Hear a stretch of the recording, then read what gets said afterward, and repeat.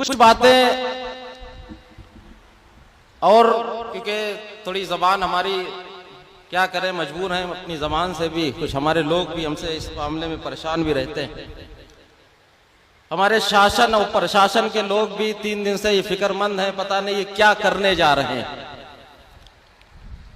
हम प्रोग्राम करें तो भी लगता है ये कुछ गड़बड़ करने जा रहे हैं, उर्स मनाएं तो भी लगता है ये कुछ करने जा रहे हैं। और जो गड़बड़ करते हैं उनके बारे में कोई फिक्रमंद नहीं होता कि ये गड़बड़ क्यों कर रहे हैं। उनकी जबान पे कोई रोक लगाने वाला नहीं, उन्हें कोई मना करने वाला नहीं, बल्कि शासन प्रशासन खुद उन्हें ढील देता है कि तुम ऐसे ही इनके मुसलमानों को सताओ, इन्हें परेशान करो, इनके अकाबिर की शान में गुस्ताखियां करो। इसकी हमारे शासन और प्रशासन को कोई फिक्र नहीं।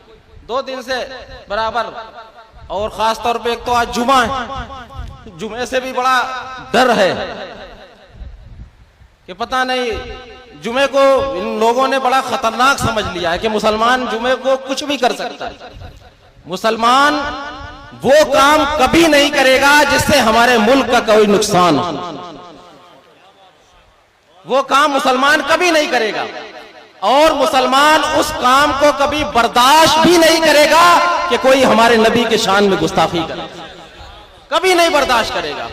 हम अपनी जानों से तो खेल सकते हैं, हम जेलों की सलाखों के पीछे तो रह सकते हैं, हम अपने नबी के लिए हर कुर्बानी दे सकते हैं, लेकिन कभी भी नबी की शान में गुस्ताखी बर्दाश्त नहीं करते। तो वो भी कान खोल के सुन लें जो गुस्ताखियों पे गुस्ताखियां कर रहे हैं। वक्त आएगा, मेरा रब बड़ा गैरतमंद है, इंशाअल्लाह हिसाब मेरा रब लेगा। आप देखेंगे इंशाअल्लाह वो वक्त दूर नहीं। आज हमें जो सताया जा रहा है, हमें तरह तरह, आज चाहे उत्तर प्रदेश हो या हमारा कन्नौज हो या कुछ भी हो, एक तरफा जो मुसलमानों पे कार्रवाइयां हो रही है, प्रशासन को यह भी नजर में रखना चाहिए कि अगर प्रशासन सुकून चाहता है, भलाई चाहता है, तो एक तरफा कार्रवाई से कुछ नहीं हासिल होगा।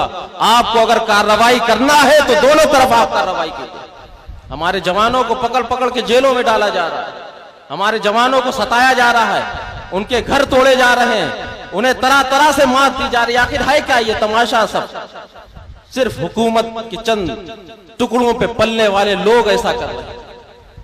लेकिन हमें अपने अकाबिर से, हमारे अपने नबी से हमें उम्मीद है इंशाअल्लाह वो हमें जरूर नवाजेगा, और इंशाअल्लाह ऐसी ताकत से नवाजेगा कि आने वाला वक्त देखेगा कि मुसलमान कितनी बड़ी ताकत में इंशाअल्लाह आपको क्या करके दिखाएगा। हमें जरूरत है कि हम मुत्तहिद हों, हम एक हों। और आज जो हमारी जरूरतें हैं, कॉलेज, स्कूल, हॉस्पिटल, हम अपनी इन जरूरतों की तरफ भागें।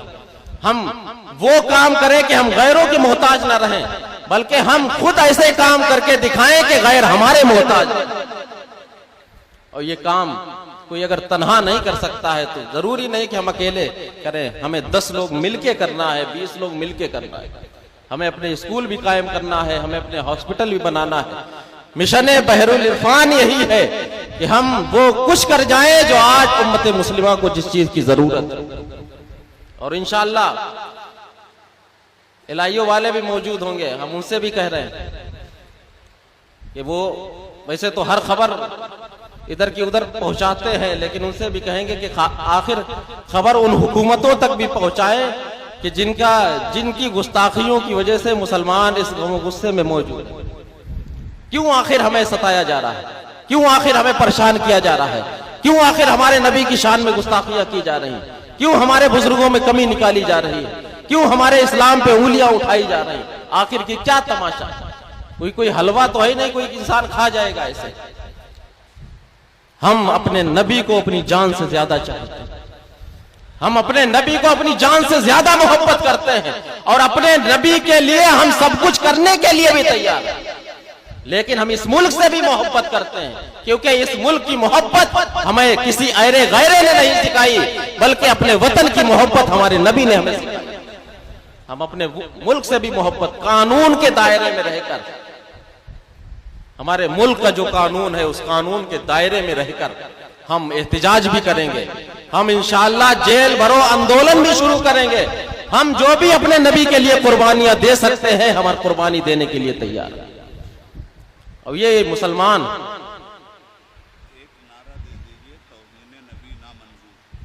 माशाअल्लाह, अल्लामा उबैदुल्लाह साहब कह रहे हैं कि तौहीने नबी ना मंजूर, ना मंजूर।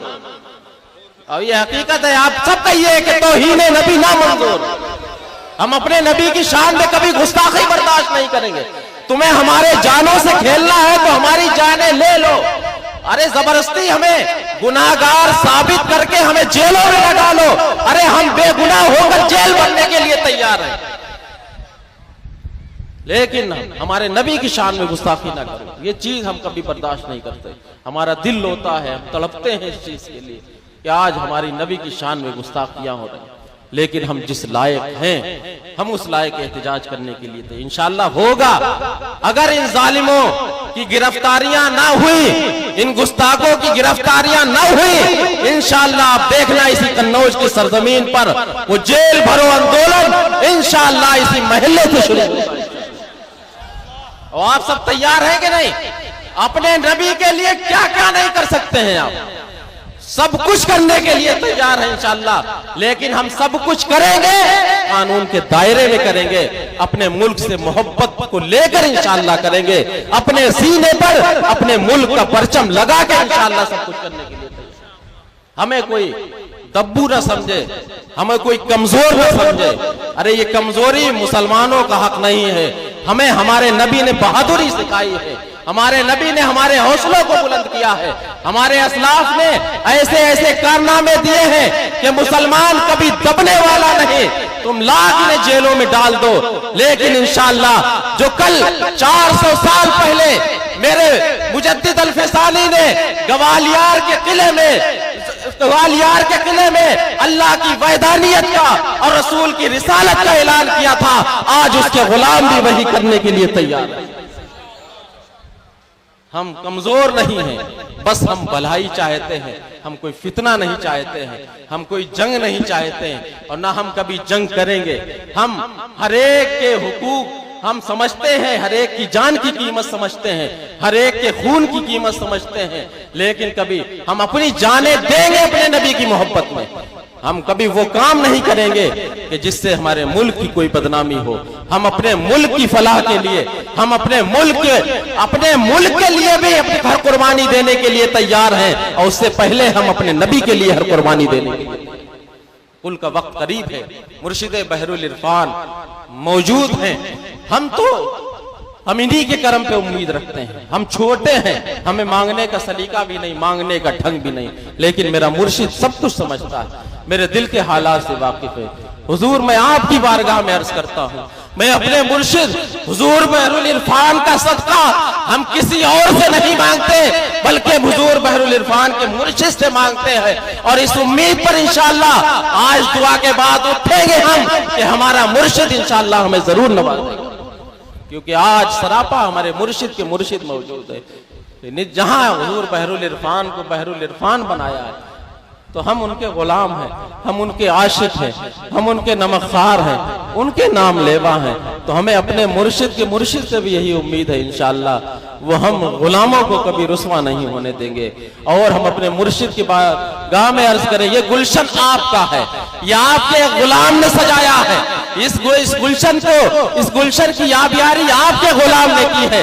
हुजूर हमेशा इस पे निगाहे करम बनाए रखें, हम गुलामों पे निगाहे करम बनाए रखें। इंशाअल्लाह आपके फैजान से अल-जामिअतुल अहमदिया के फैजान को कोई रोक नहीं पाएगा। अल-जामिअतुल अहमदिया इंशाअल्लाह हमेशा अपनी तरक्कियों की तरफ गामजन रहेगा। बस आपकी निगाहें करम बनी रहे, आपकी निगाहें हम पर सीधी बनी रहे, आपकी सरपरस्ती हमारे सर पे बनी रहे। हुजूर हम आपके सच्चे गुलाम बने रहे, आपके नाम लेवा बने रहे। हम ये समझते हैं कि आपकी जात ही हमारी दुनिया और आखिरत के लिए काफी है। हमारी मग़फ़िरत का जरिया हुजूर आपकी जात है, और हम आपसे उम्मीद भी रखते हैं। छोटे हैं, गलतियां हम करते हैं, सब कुछ करते हैं, लेकिन आप रहीम इब्ने रहीम हैं, आप करीम इब्ने करीम हैं। आपको अल्लाह ने बहुत कुछ नवाजा है। आपसे हम उम्मीद यही रखते हैं कि हम गुलामों की गलतियों को नजरअंदाज करके हम गुलामों को अपने फैजान से हमें माला माल फरमाएंगे। आप अब आराम से सुकून से बैठ जाएं। इंशाअल्लाह कुल होगा, दुआ होगी, सलाम होगा, उसके बाद इंशाअल्लाह पौने 1 बजे